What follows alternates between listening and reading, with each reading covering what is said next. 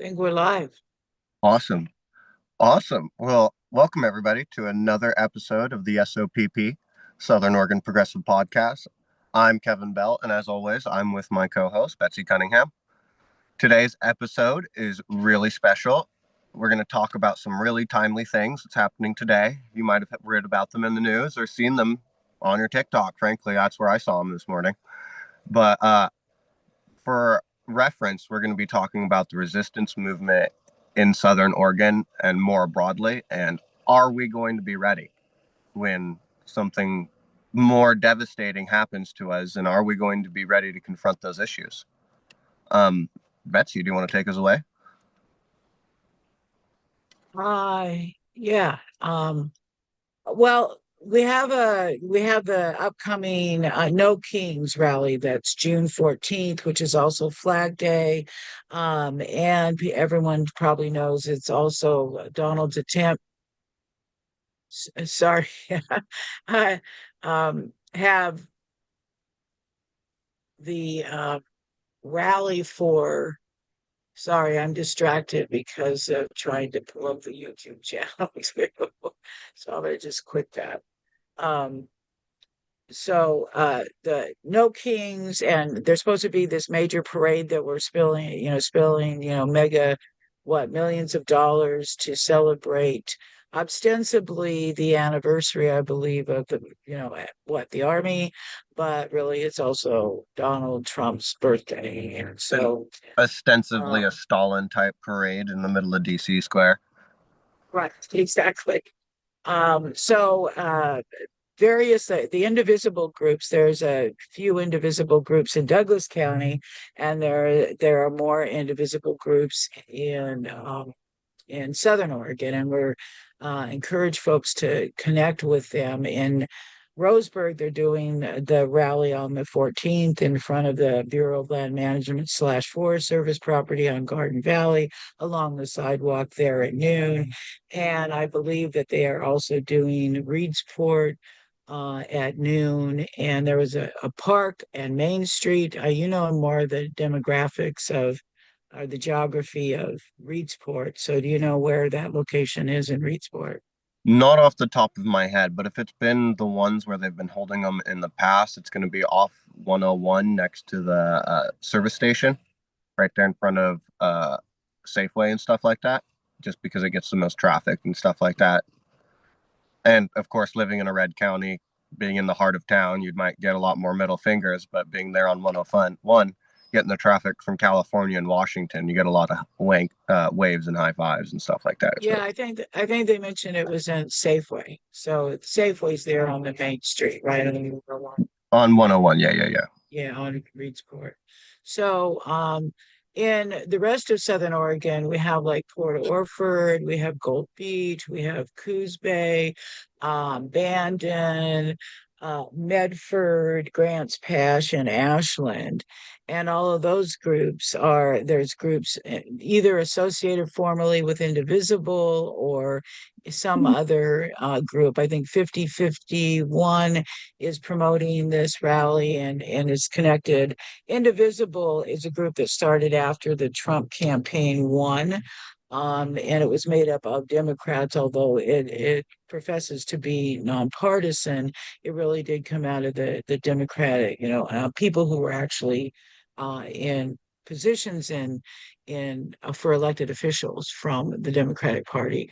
And there are other groups, and we're going to provide a list of all the different contacts because when we look at what's happening in the resistance, there's a lot of these protests going on, but there's also groups that are working on specific issues that, like, say, Social Security or Medicare or things where the direct impact is going to be happening from the policies.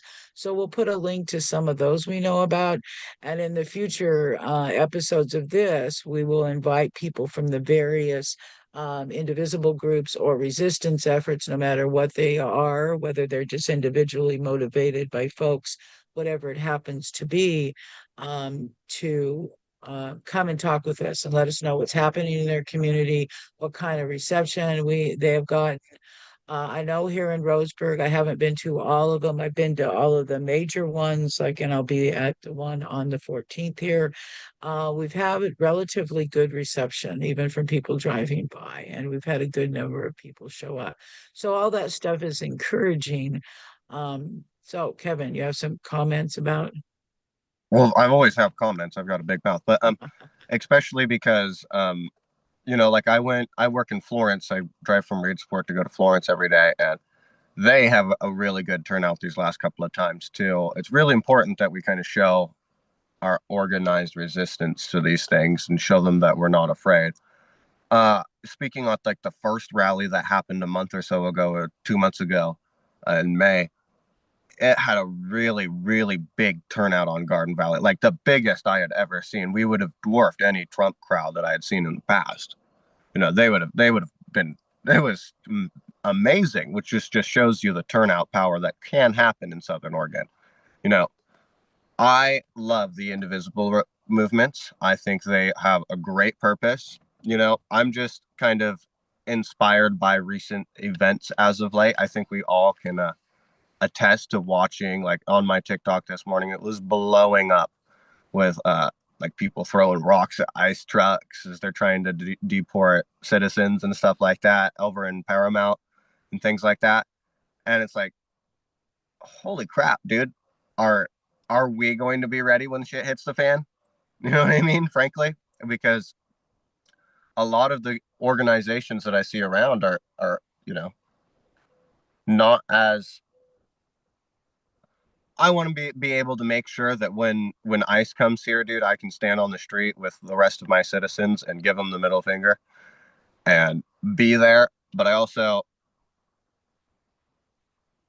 I understand the personal concepts that we don't have as many people as in Paramount. I'm just harboring back these emotions that I'm coming back to from watching these videos this morning. It's awe inspiring and overpowering because you just think of the terror that's going through these people's minds as they're taken away by literally Trump Gestapo at this point against their wills, and finally seeing not just the resistance to protest them, which is 100% understandable. We're protesting in support of our fellow human beings, but a resistance to actually stand up to them.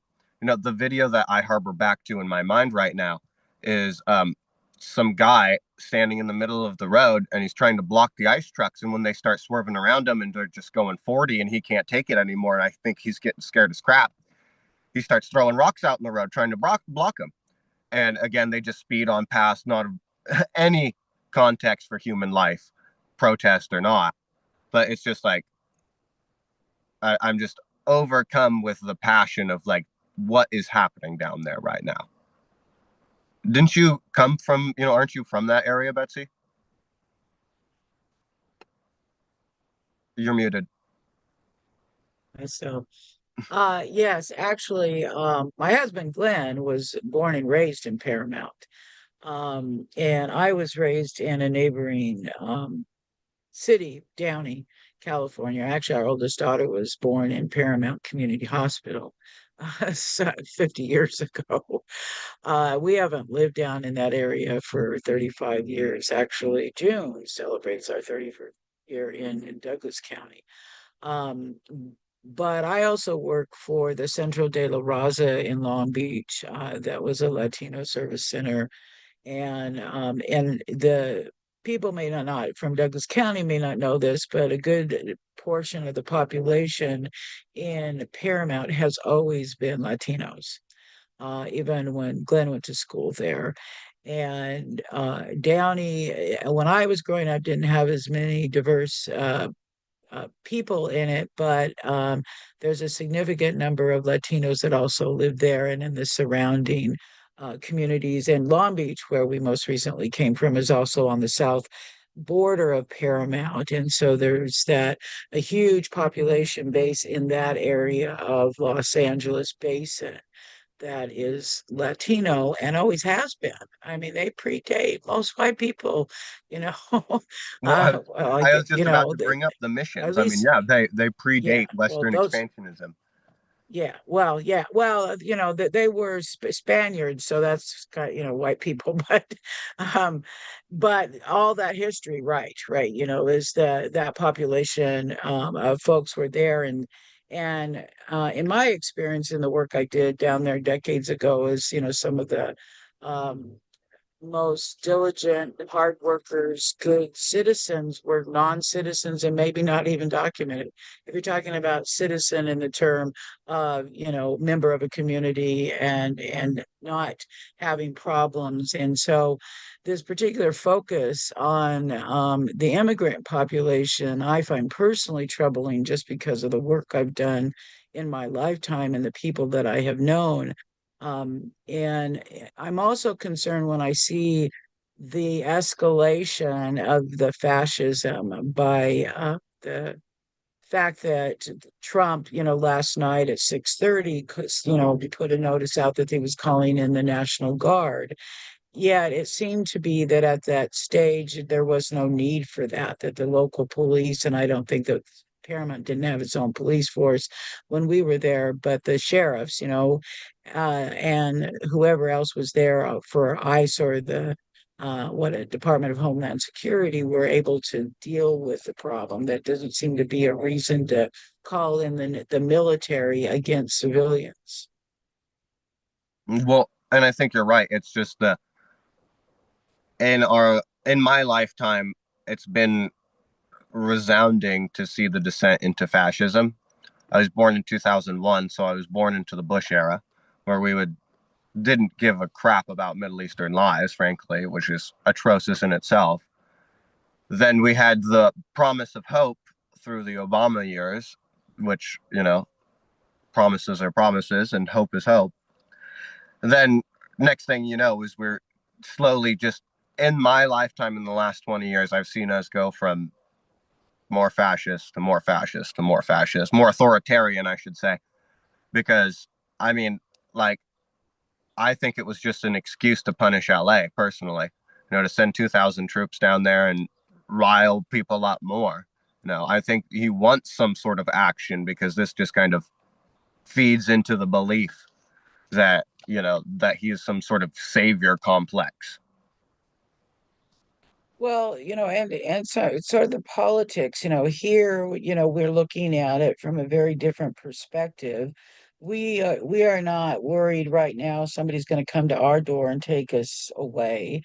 And so I'm concerned about whether we are going to be ready if we're not able to stop this. And I don't think that protests alone, not any of the protests I've seen so far. And I was raised in a household that did protest. My parents were anti-Vietnam War activists, and there were hundreds of thousands of people in downtown LA marches that I went to as a kid during the Vietnam War. And if we're not able to galvanize that kind of mass mobilization of people on the streets, it's not going to be that effective. And when you look at what's happening in the dynamics of, say, the Democratic Party, and both you and I are Democrats, we both, I think, I mean, I came a Democrat because of Bernie Sanders. I'm a socialist.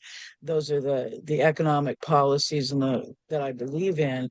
And I think that's when you got, as a teenager, got involved in politics, right? Was around the Bernie campaign. Well, considering the primaries were in 2015 and I was 14 at the time, so I was knocking on doors for Bernie Sanders at 14, I think that, that kind of leftist inspiration really, struck with me anyway. Well, and the peaceful protest is all well and good, but and I'm very uncomfortable calling what's happening in Paramount and Compton. I mean, they had, Compton's the next city over. It's beyond the freeway. The 710, I think, is the freeway there. um, and you have all these suburbs. This is not really a riot in the sense that it is a defense of their rights, right? At some level, and to say a lawful order, the one thing I think gets very confused, if a law is not constitutional, it's not a lawful order. And so if what they're doing to go and make these sweeps of people without providing them due process. So the people there are legally protesting, and I do believe you have any means necessary. It may be foolhardy to get violent with people who have guns and tanks and now, have war machines with drones.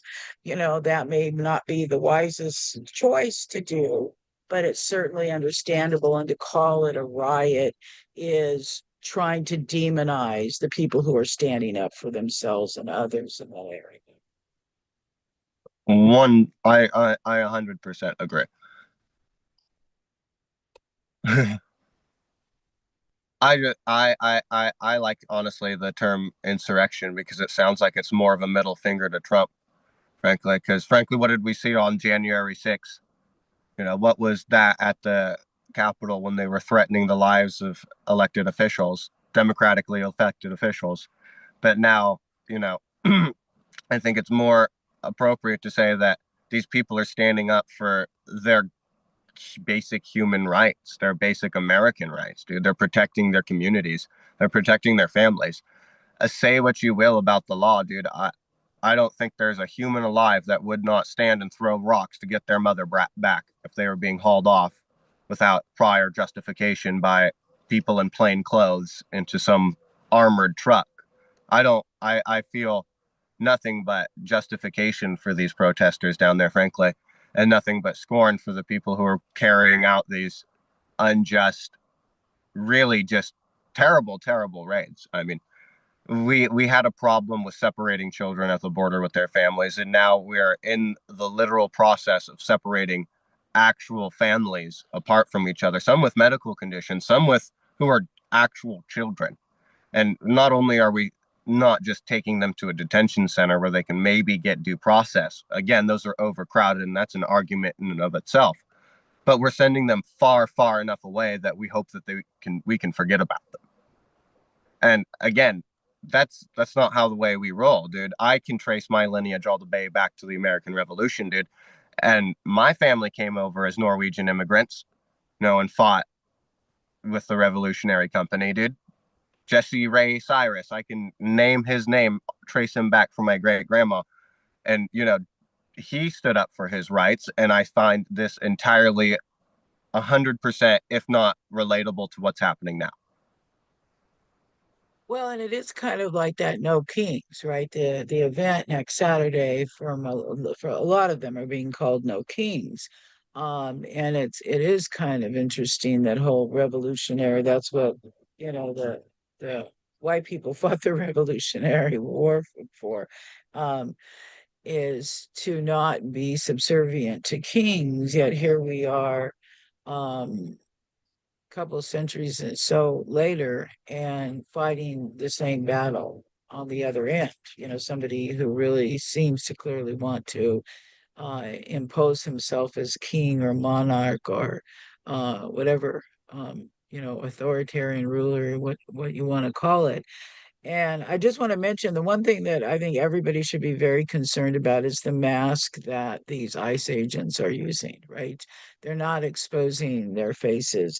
And that is really pretty much unheard of in law enforcement this is the kind of, secret Gestapo type tactics is to hide who you are. And frankly, the people who are in those jobs need to be looking inside themselves really to see if this is what they signed up for and are they fulfilling the oath of office they all swear to uphold the Constitution. Incident after incident and going through the courts, even when sometimes they are defeated, they're still not doing what the courts tell them to do. And this really is a very, very, trying times. And I think the Paramount situation, and there was just major demonstrations in other parts of the country that just became national news as it escalated from Friday. But that kind of thing, I think we're going to see more and more of. We're not going to have massive ICE raids in Douglas County, although we do have people who are documented workers that live here. We don't have the mass amount they are. It's, kind of like wouldn't be worth their time and effort, is my guess. But once they're done with the folks who are claimed to be here illegally, who are they going to pick on next? My bet is the homeless.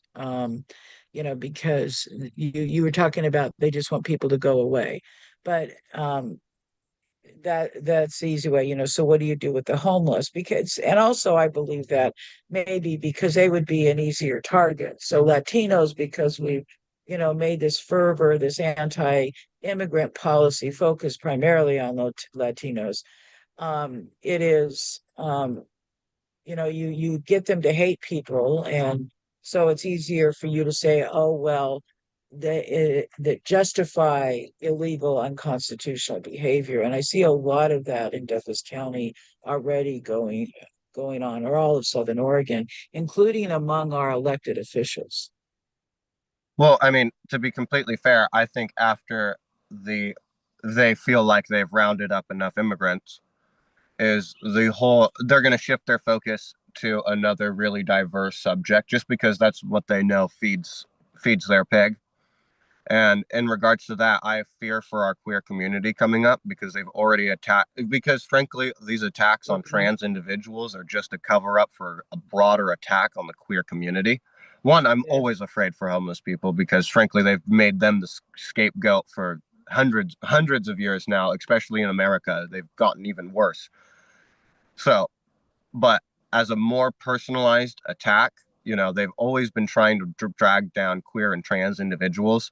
And I feel like once they've gotten off their immigrant kick, it's going to be that. And especially now that we're in June and the Pride Month and everything like that, I'm just worried about future years in regards to that because they already did massive gut punches to the community this year in regards to renaming the oil tanker Milvey Hart and things like that.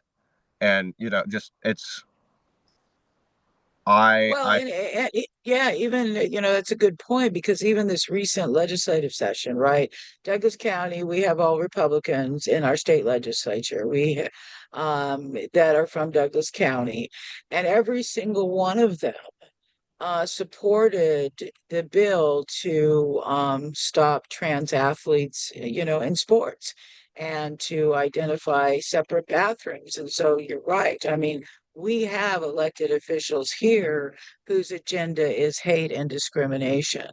And, I was in a meeting with one of our representative, Virgil Osborne, and the meeting was with a bunch of people, some on the LGBT community, and some of us there, we were homeless advocates, right? That are involved in housing and homeless issues. And, the issue of the DEI, and the representative, started to say, well, he didn't agree with it because, and the becauses that came out of her mouth, ironically, were very similar to the because that I heard about why you don't desegregate the South, right? Why you can't give blacks equal rights. And this, trying to throw in again a reason to hate people as opposed to trying to solve social problems. So if you think about what our representatives are spending our dollars perpetuating their misinformation, because Virgil couldn't really articulate what DEI is, didn't really clearly understand what it is. Yet he's up there saying, well, you can't do this because, you can't do this because. And I think that, people in Douglas County, one of the things is that we have a majority of people who are registered Republicans. The next highest level is non-affiliated voters, and way far down on the list is the Democratic Party. And I understand how that got there, but we also don't have a huge voter turnout. And so we're not really being, led by someone that the majority of the people want, because oftentimes it's close to a majority that the people don't vote. And if you look at special elections, these special elections for these small districts just recently, there was less than 15% of eligible registered voters who voted in Douglas County. So leaders are being picked, by just a smidgen of people who vote. And that's not democracy either. And I mean, apathy is the death of democracy, frankly. And that's why no, and it's again why like this DEI stuff that we were bringing up. It's just because it's a bunch of buzzwords that piss people off. I think it was Roger Mhm. Stone that says anger will move a lot more people to motivation than love. And I think that's, Democrats are all about love, love thy neighbor, try to build the tent, why don't we just respect one another? But then all I hear from Republicans is hate the queer individual, hate trans people, regulate athletes and stuff like that. Which I want to bring up the fact that how many trans athletes are there in the fucking United States, dude? Like, there's only like what? I couldn't think of more than five names off the top of not even five names off the top of my head, like three. I think we're Well, regulating hate to just piss people off so we can attack a broader community. right. And it has been in the DEI stuff very effective. I mean, it is a motivating factor for the dismantling of the federal government, this message. But you're absolutely right, and I think that one of the things maybe we should look at in over this next month, because it is Pride, is actually look at that transgender athlete issue. Because what I remember hearing is it really is just a handful, and it's not a significant number of people involved at all. And those who are involved are not usually the ones that are beating out, cisgender women, right? Because that's the big issue. Nobody seems to be concerned about transgender from female to male in male sports. So, is it really an issue? Or is it Well, just an issue, like you said, that can divide and people can hate people? What they've done with the immigrants. So you're absolutely right. So we've talked about, three general categories of people in the United States, immigrants, whether they're lawful or not, because it's not all of the undocumented illegals that are illegal under there. And I hate using the term illegal about any human being. So, yes. but if it's, just that population is easy to pick on. You're right. The LGBTQ plus community is easy to pick on. And it isn't just transgender, but that has been the focus, right? That has been, it seems to be a better rallying point than other people that are in the acronym, other categories of folks. It's an easier target for some reason. Um, it's maybe because their issues haven't been out there and alive in the public arena as long as gay and lesbians have. I don't know, but Well, I just maybe that's the wonder reason. what happened to the fight the Democrats used to have, because in 2016, up into that, there was all, what you would always see is a bunch of, a lot of leftist anger. And I don't see that anymore, because you're completely right in regards to everybody's worried about a man transitioning into a female to play sports, but nobody's transitioning, worried about a female transitioning and a man playing sport. It's almost like this, it's almost like the battle of the sexes all over again.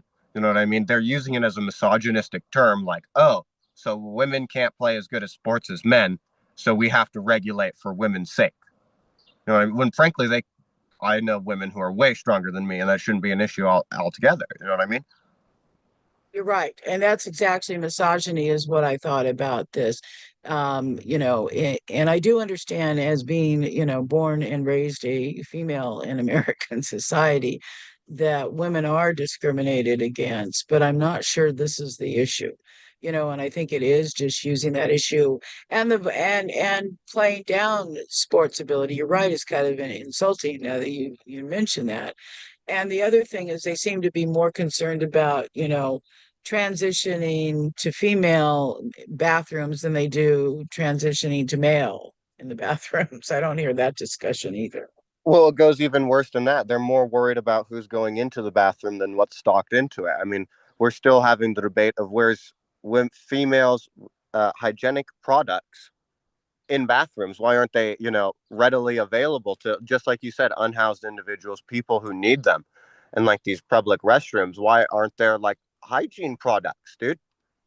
But we're going to regulate who can go in and out of it. And you know what I mean?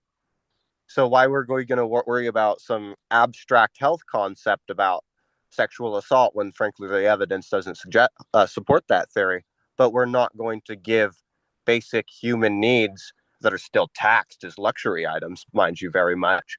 You know what I mean? In regards to like human life, the reproductive cycle, basic hygiene. Yeah.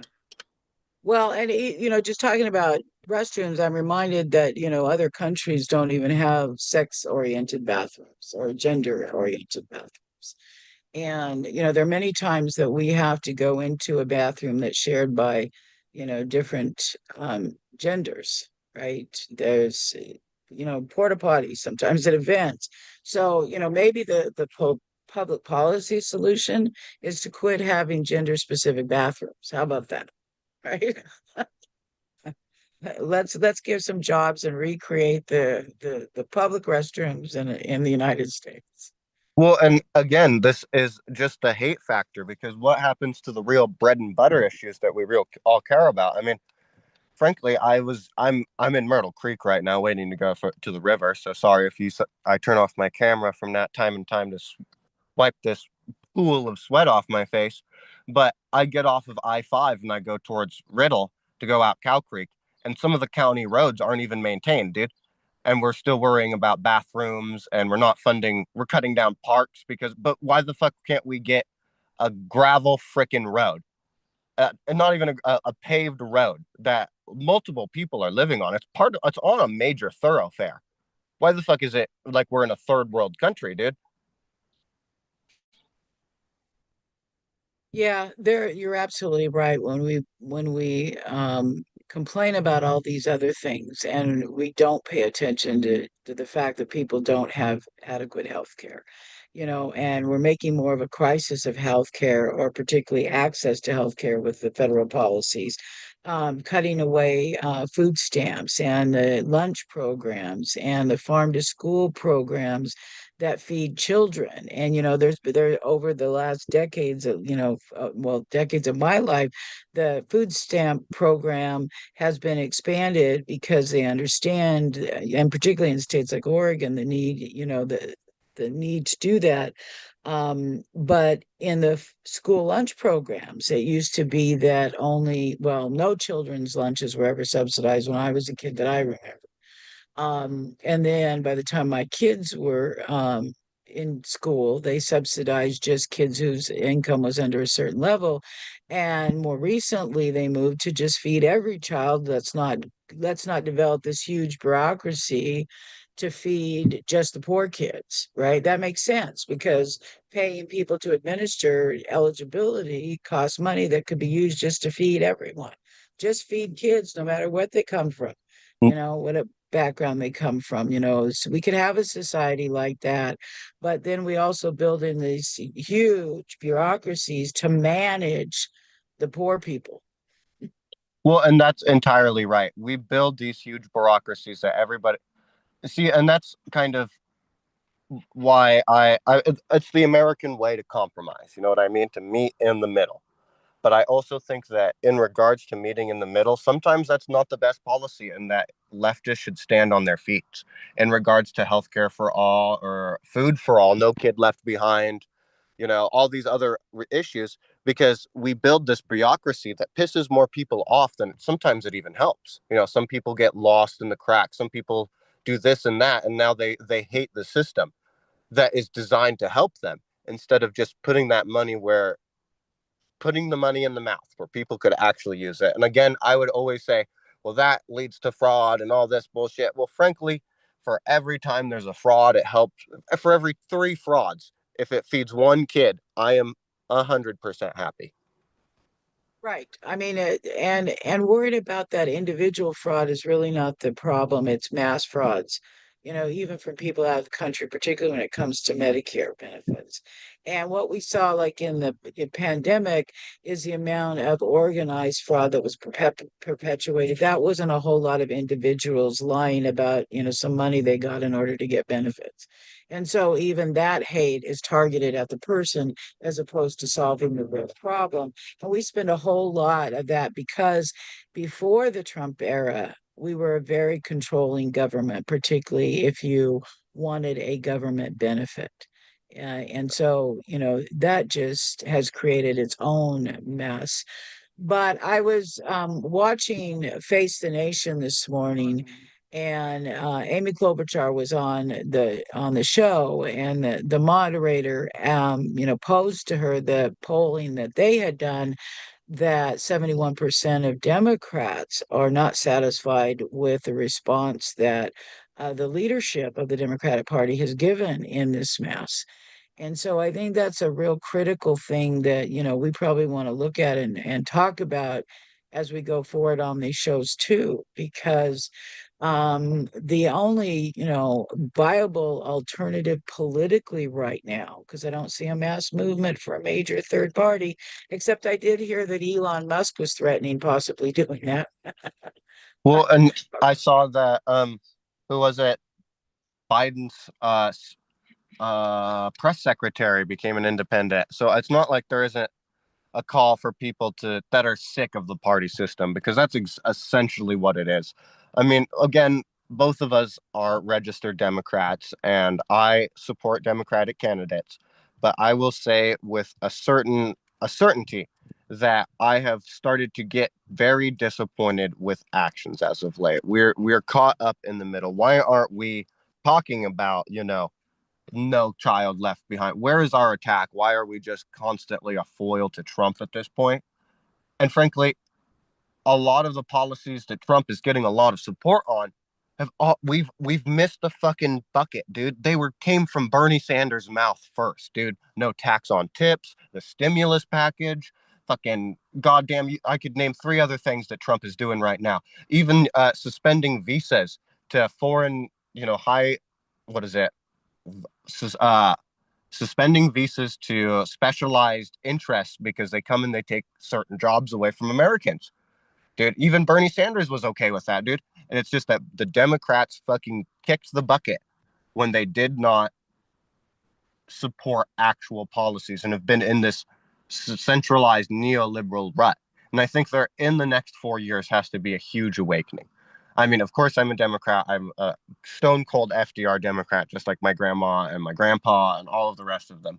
But with saying that, if there's not the party's not going to be Emmanuel Macron. We're not going to, right now, well, all I see is that the true Democrats, the true leftists are leaving the party and they're doing something else like that. But I saw just today what was it, Illinois Republican to join the Democratic Party because it aligned more with his values. Because the Republicans are going off the fucking tracks, becoming authoritarian dictators. The Democrats are becoming cowtoes, and there's nothing there to stop them. Well, and I think it's, this is a debate that's within the Democratic Party that I don't want to get too far in the weeds about. But this progressive arm, and some people think that the left-wing progressive arm of the Democratic Party started with Bernie Sanders, but I want to tell you that's just not true. Okay.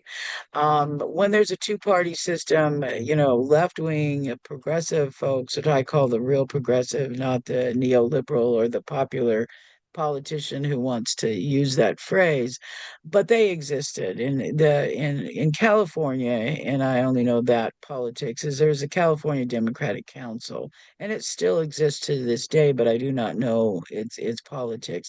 But when I was a kid, my parents were members of that, and it was the left progressive arm of the Democratic Party. And in the 68 election, where they were not in support of Robert Kennedy being the candidate, and he was really brought in by the mainstream to interfere with Eugene McCarthy's, bid for the presidency.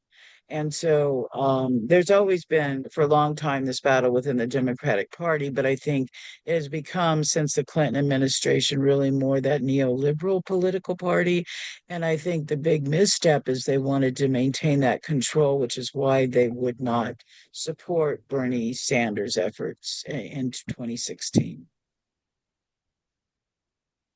Well, I mean, it's from people might disagree on this fact, but from like some of the stuff that I've read in the podcast that I watched, it's kind of frankly obvious that Bernie Sanders' nomination was stolen by super delegates in 2016.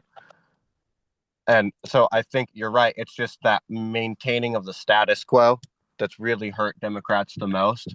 Because now, I mean, I saw a meme the other day about politics that Republicans are crazy, vicious assholes, but Democrats are, too scripted, whipped. They're not what people want right now. They're not even the Tea Party in the early 2000s who would go out there and make massive movements and create these rallies.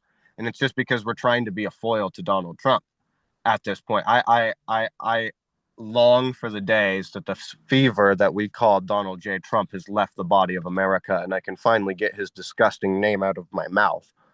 But until that happens, I don't think the foil to Donald Trump is Donald Trump. I think the foil to Donald Trump is effective policies, policies that we could again, because a lot of these policies have been brought up by leftist individuals or progressive Democrats in the past. Is just reigniting these fights. Because frankly, like the transgender sports ban, there's a counter to that, which is what we just discussed right here that I realized, which is why are you wanting to regulate women in sports? Or do you think that, biological females or people who are transitioning or all these other things can't compete because they're different in some way biologically? Are you a misogynist? What has come down? Why have we taken the step back of not being on the offensive and always being on the defensive? What is our chess move 2 steps ahead? You know what I mean? When they come after transgender athletes, why are we talking about them not attacking, the XY chromosome or the XX chromosome? You know what I mean? Why? Because frankly, I think trans women are women. Let me get that completely straight. But what they're trying to do is just regulate a sport to make people pissed off. In the scheme of things, the world has more important things to be concerned about than sports. And I know that may not be a popular opinion in the United States, but that's a game. They're games, folks. They're not real life. They're games. They're Um, they're trying to string us along when frankly we should. There's just trying to meet this middle ground, this America that people can. There's different sports leagues that they're doing all this other kind of bullshit. When frankly, like, we should just let. See, I guess I could be. I'm a social Democrat. I believe in socialist policies like Norway and stuff like that. But also, I'm a personal libertarian because I think that the government should not be in the doctor's office. If you want to have a surgery to make you the person you want to be, the government has no room to regulate that. If you need an abortion for reasons or otherwise, the government should not be in your office. That should be between you, your religion, and your parents, dude, and nobody else. and I think they say that argument is slippery soap is a false, is a fallacy, but the reality is once people get their foot in the door on something, that is used as an argument to do it someplace else. And so you're right. It's when you say, well, it's okay if we regulate this here, we can regulate your personal business because we don't agree with it. You're muted.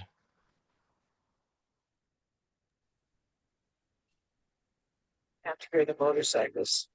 It's a beautiful day. Motorcycles are out on the highway. So, um, anyhow, um, so now that we've gone around in a variety of places, more than we discussed, um, what are we going to do next? Well, I think a time I like we're very free form about these episodes, which I do really appreciate because it gives us the freedom to, after we get through the first kind of what we want to talk about and interjections. By the way, we need to mention PDA, Progressive Democrats of America. There's an Oregon chapter. Make sure to look them up. If there is to be a reckoning in the party, it needs you, frankly. And if there's going to be an opening of anything, the discussion needs to happen from the inside, not the outside in. But with saying that, I think our next episode should be, I have no idea just quite yet. Bread and butter issues. Well, we will keep some updates on what's happening in regard to the resistance, and I think we'll, try to, identify things that people maybe can up the resistance because protests are all well and good, but they're not going to change what's happening in their current format. Hey, and And they've Betsy, actually had some impact. They have had some impact, I do believe. The fact that the mere numbers show up, it says something. And I'm proud that so many people showed up in Roseburg and that people are working to do this. well, honestly, I'm proud of to be working with you because it just hit the top of my head that no, we shouldn't be waiting for groups, or we should, if anything, and we feel motivated enough, take the effort into our own hands. And I know you've created a spreadsheet or at least a document of how to set stuff up, and I think that could also be posted in the description of this video of how to organize your own rally. Do you remember what I'm talking about? Yeah, yeah, I do. And even organize your own group. And you're absolutely right. It's that, just waiting for somebody else to do it, it may not happen. And there are some things like even Jamie Raskin, who developed this Ask Doge, do a FOIA request on Doge. And that campaign's been going on for a while. So I will actually post that as well in the description, a link to that. Also, a link to Progressive Democrats of America. They have many online stuff going on during the week, but they have a weekly town hall on Sundays at 1 online, and so I'll give a link to that. And also the Democratic Party here, we do have a resistance calendar. It does have a resist calendar. So if people want to even submit it, you can do it from the website from the Democratic Party, because we're at least the Democratic Party is trying to at least keep track of events when people notify them that they're happening, so there's a place people can go to. The Indivisible, I'll connect a link to the Roseburg, or what used to be Roseburg, that's now Indivisible Douglas County. They have, somebody who's created a web page for them. They do have a private group on Facebook. People can ask to join, and they also have a Facebook page. And so they're actually doing a lot of stuff around the rally, particularly consistent with the National Indivisible, umbrella. And so, and anything else that we find that I'll post some of those links for that.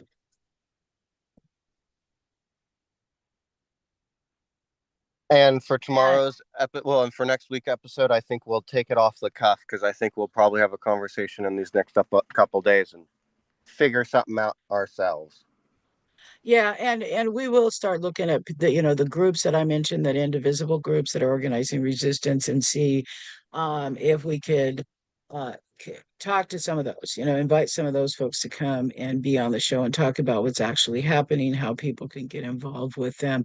And we might actually have some footage. I don't know if you're going to the Reedsport event. I'm going to be at the one on Saturday in Roseburg, so I'll take some video of that to see about looking at the turnout and who's there.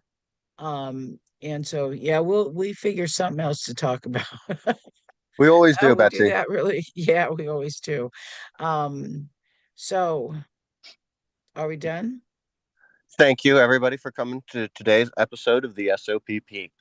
As always, I have Betsy with me, and today we talked about a really interesting topic, so I hope you can go back and digest all of it, maybe once or twice.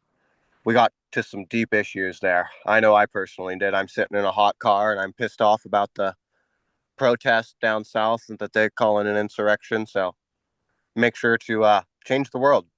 Get involved. Well, And the other thing is that you're going to be doing some recordings with some folks to follow up on the LGBTQ, the Pride Month, right? You're going to have a Yes. conversation with Billy Russo and Lynn Fifield, who were one of the, old time folks that were involved in these issues back in this late 70s, early 80s, or the 80s in Douglas County. Very fascinating stories about the history of that. So, those will be up just on pre-recorded stuff, and we'll continue to do stuff like that. And those should be recorded next week, if not the week after. My Monday is busy. Unfortunately, I had a death in the family here recently, so I have to go down to Medford and do some stuff. But I have contacted both Aline and Billy Russo, and they are more than interested in telling you guys their stories because they had a great time doing them. So we will see you guys next week. Thanks for coming on. Bye bye.